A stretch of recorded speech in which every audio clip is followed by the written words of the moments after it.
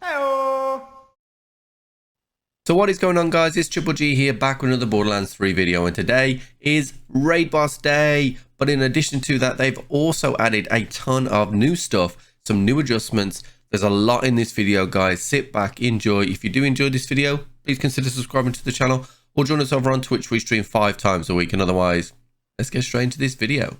So first of all, let's go through the hotfix stuff, and there is a ton of information in here, so let's try and get through this as quick and concise as possible. So as always with the hotfix, guys, wait until you see hotfixes applied at the main menu. If you don't, you won't have the most up-to-date version of the game, and you may see things that should be there or shouldn't be there that will be changed when the hotfix is live, so make sure you see that.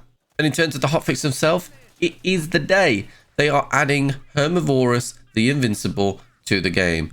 Hermivorous has made her lair behind a previously sealed door on Pandora, and the director's cut is your chance to go toe to pincer with this monstrous enemy. To take on Hermivorous, players will need to complete the main story campaign and own the director's cut content. You will receive the raid mission from inside Claptrap's closet on Sanctuary 3. It will cost you 500 Iridium for your group to open the door, giving you the opportunity for new loot if you succeed. They've added support for Ava's murder mysteries. Ava is convinced that she has a lead on some potentially supernatural slayings and has decided to document her findings in a serialized podcast form.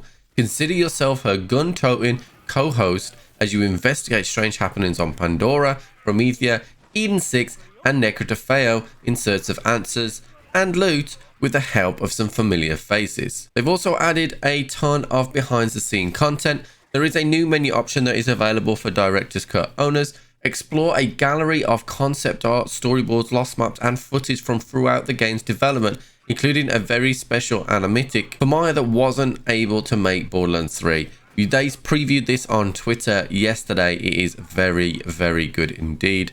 Then a really exciting part, they've added support for vault cards and the rewards, and implements the first vault card of 3. In case you didn't know, vault cards are a new challenge-based progression system in Borderlands 3 that will unlock a bevy of themed cosmetics and supremely powerful gear that scales to your level.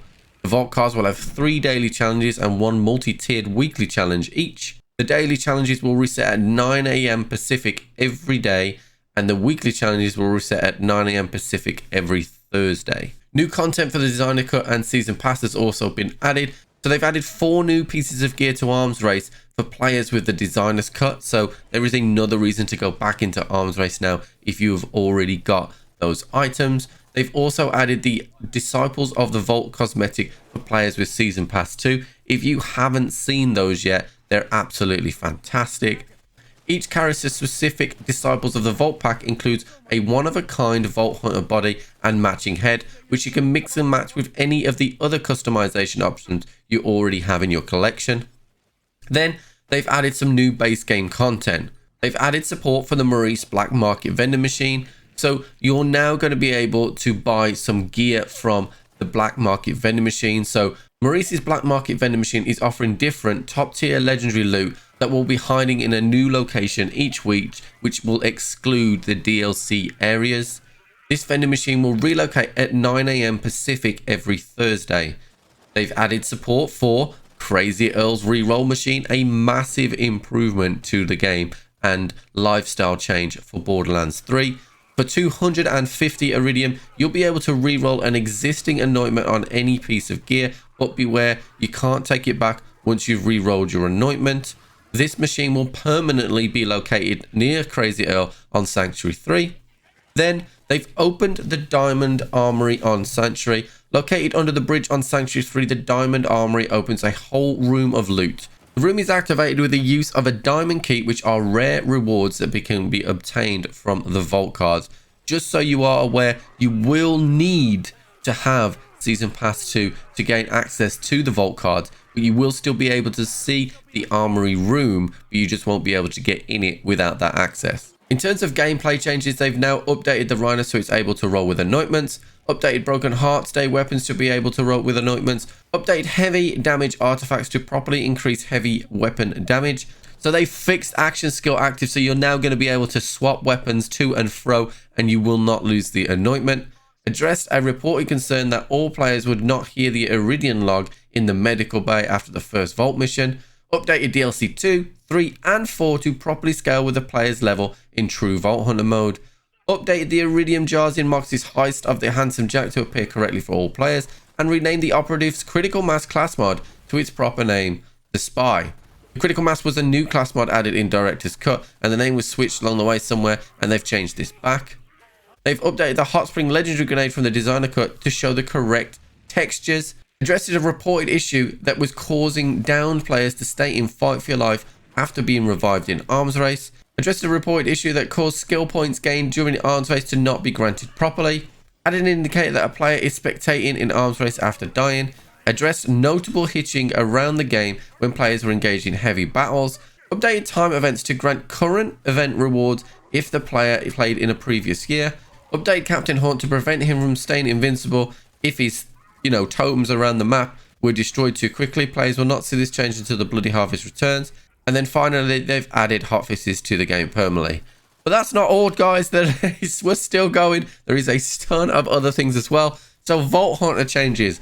Updated Moses Gunner Harmonious Havoc ability to properly award the amount of damage after entering Fight for Your Life. Updated Amara the Siren's Face Grab skill to correctly activate when doing damage in situations where it cannot grab enemies like bosses. Updated the Siren's Phase Flare Orb to activate properly when aiming at the ground, using an action skill and switching weapons at the same time. Modified the Siren's Remnant skill projectile to have its own damage source. Updated the Remnant skill to only allow gun and action skill damage to pass through the Remnant Orb to match the item card. Updated the Remnant skill to only allow action skill and action skill damage to pass through the Remnant Orb to match the item card. There's an update for Flak which updates the Commander class mod to trigger on bullet, melee and action skill damage. Updated the Beastmaster's Ion Loader pet to follow moving enemies when using the Eye Laser attack. Updated the Beastmaster's Bad Astra skin in quick change to use the correct icon. It's really interesting here that we don't see any changes for balancing for Moes, which I am very, very interested in. Finally, there are some platform specific adjustments. So on PC, they've updated the friends list on epic versions of Borderlands 3 to not display friends that do not exist. Consoles, they've updated edge detection for PS5 and Xbox Series X, addressed a reported issue with split screen that was causing some art and text to cross over into the bottom screen, updated icons to display properly in the echo map and in split screen, updated the operative double barrel skill to show the full effect in split screen. For PlayStation, they've addressed a reported concern that was causing the Tales from the Iridian Slab and Master of All You survey trophies to sometimes not look on PlayStation 5. Players that have completed these requirements should have the trophy awarded next time they play Borderlands 3 after updating. Addressed a reported issue that was causing Guardian rank to reset when transferring save data between PS4 and PS5. Added a screen to obscure shift menu on PlayStation 5 when streaming. Addressed a reported issue that was causing some players to unable to search for other players after starting matchmaking. Addressed various system errors that would sometimes display when PlayStation 4 players had slow HDD on. Addressed a reported concern that sometimes was causing player, character level and map location to not be shown in multiplayer. Then on Xbox, addressed a reported issue that was causing some Xbox players unable to join their friend's game from an invite while the game was not open. Addressed a reported issue that was allowing some Xbox players to continue playing online without an active Xbox Gold subscription, and improved the server consolidation on Xbox. Finally, and this is finally, and it is a big one, they've adjusted the world drop rate while players are using Mayhem levels. And this is a big one. So, just to be clear, dedicated drops have not changed, but world drops will drop less. Not as low as Borderlands 2, but something that needed to be done when you consider that we are now able to re-roll anointments. And this will also enable us to have that special feeling again when we do get a legendary. Guys, that is it for today's video. It was a mammoth one. If you have enjoyed this video, please consider subscribing to the channel or join us over on Twitch. We stream 5 times a week. And otherwise, I'll catch you on the flip.